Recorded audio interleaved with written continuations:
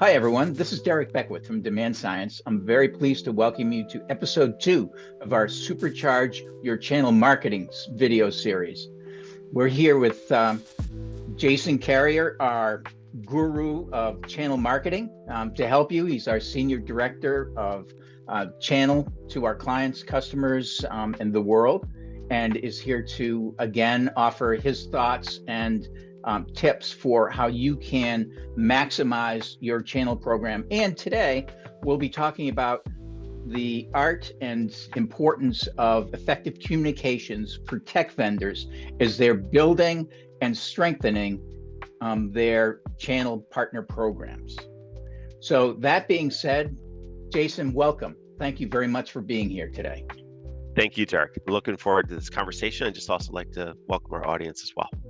Well, we're all excited to hear what you have to impart to us today. And why don't we start out by having you talk sort of at a high level about the importance of communications for tech vendors as they're building their channels. Absolutely. So one of the main things I think everyone should kind of focus in on, of course, as they build their channel ecosystem is evaluating their partners or potential partners. Do they align with the products and solutions that you're selling today? From a service and support standpoint, what type of value proposition do they have? Do they have the ability, for instance, to help with marketing programs, not just field marketing, in terms of putting feet on the street and bodies in different territories, but importantly, can they actually, for example, with leads, for demand gen in particular, can they run programs or do they need a lot of assistance? So when you're evaluating your partner programs, especially on the communication side, you really have to get a good understanding of who you are that you're about to enter into some sort of agreement with for them to resell your products, because that's ultimately a reflection back on you as a manufacturer. So just like we have an ICP, which is an ideal client profile, you want to have, in essence, an ideal partner profile.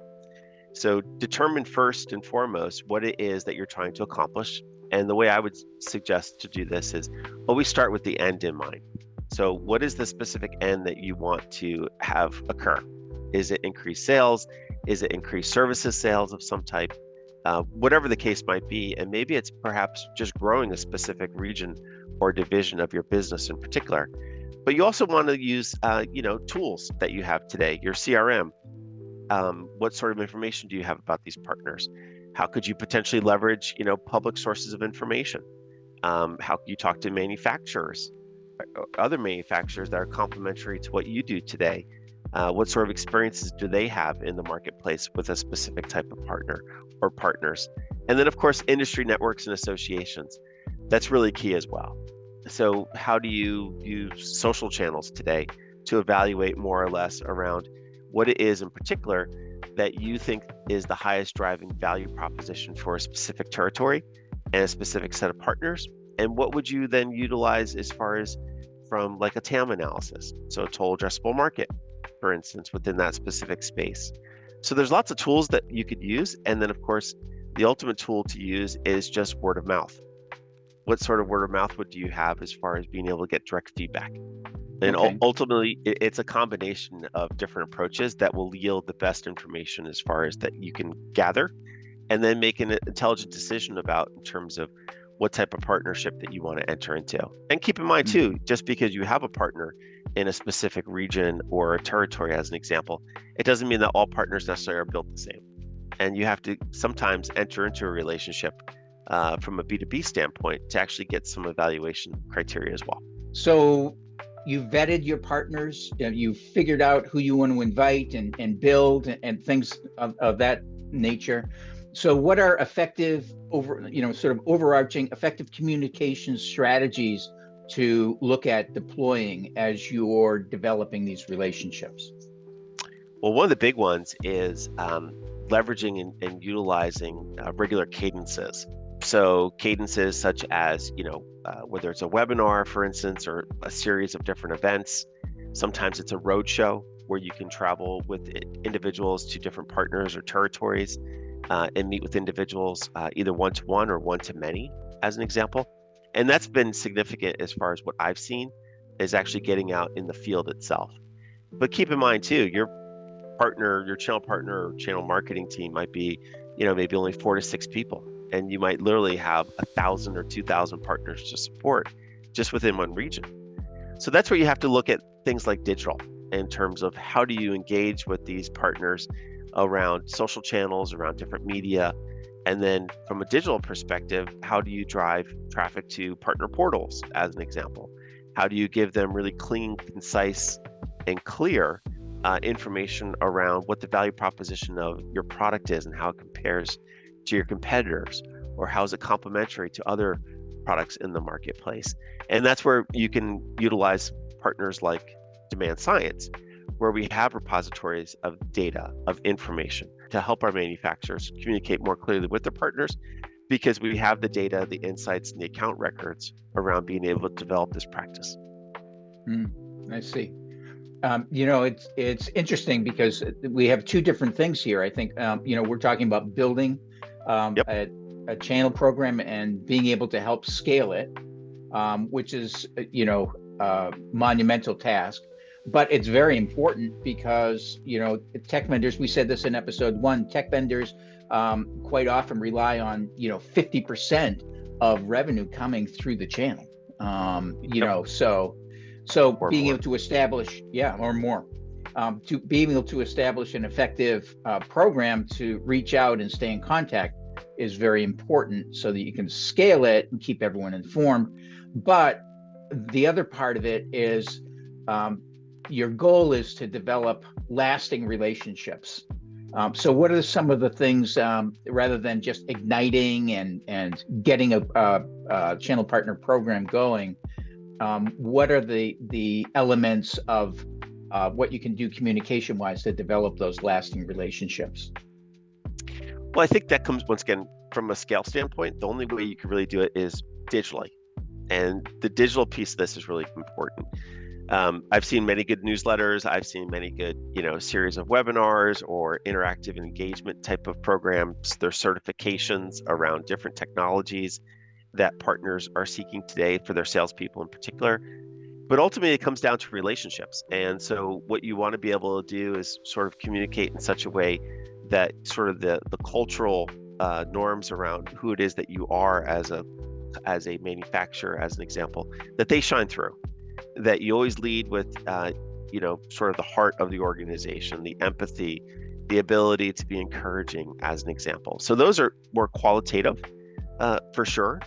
But in terms of, products and things that, a DemandScience can do, for instance, to help manufacturers communicate better with partners, would once again be around that digital. So using, like, as an example, some of our display products and being able to communicate and reinforce the messaging around the value of your products, reach salespeople, reach engineers, reach operations people at your partner community or within your partner community, and then ultimately be able to utilize some of our business intelligence. One of the great things about DemandScience in particular is we have a data factory. We have an organization within DemandScience that specifically specializes in data science, specifically helps our clients better understand the marketplace through account signals, growth within partners in particular, whether it be headcount or whether it be like specialty areas that they're focused in on. So these are all things that I think when you wrap them together, you can have a very successful channel program and be able to use not just the qualitative pieces of this argument that we've been making today, but more importantly, the quantitative, and being able to utilize, DemandScience as a pipeline to the partners, and then also be able to leverage some of our different solutions in the marketplace to reinforce those messages and to grow your partner base, not just by solutions sold, but also by the number of partners that you're engaging with. Oh, that's great, Jason. I think that you hit on a couple of things that might be very interesting to our viewers. Maybe we could dive a little bit more into it. You talked about ABM display advertising, for example, and digital, like content syndication as another solution. Our ability to leverage data to be able to help identify and understand and build a channel partner program and recruit and interest partners to work with you. Yeah, so I think, ultimately, once again, giving given what demand science can do in the marketplace, it's not just about, once again, recruiting or providing leads or demand generation services, but the other part of this is the business intelligence. And the business intelligence is really critical because we have an addressable audience, globally of 200 million contacts in terms of within an IT pro buying committee or within executive CTO organizations, as an example. So we're both fueling the end user side of this, right, in terms of demand. So we're taking manufacturers and partners can take prospects and convert them to customers. But the other part of this is leveraging demand science as an extension of your own channel marketing programs as well. And when that comes to bear in terms of from a content standpoint and from a strategy standpoint, leveraging or using demand science in essence as a pipeline, as a conduit to reach partners in the field and reach different contacts, that's really critical and crucial, because ultimately your partners in specific, especially your salespeople at the partner level, they literally have messages coming in potentially from 150 to 200 partners per week. So it is just an enormous amount of information.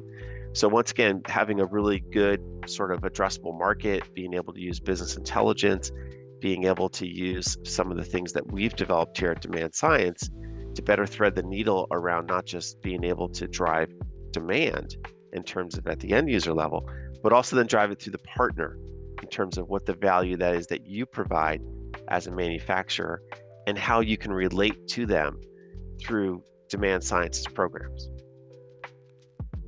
I see. Well, sign me up. I wish I was a partner to be able to sign on the dotted line. But for partners out there who are, or prospective, tech vendors who are manufacturers who are looking to build a channel system or strengthen their existing one, what's the next step for them?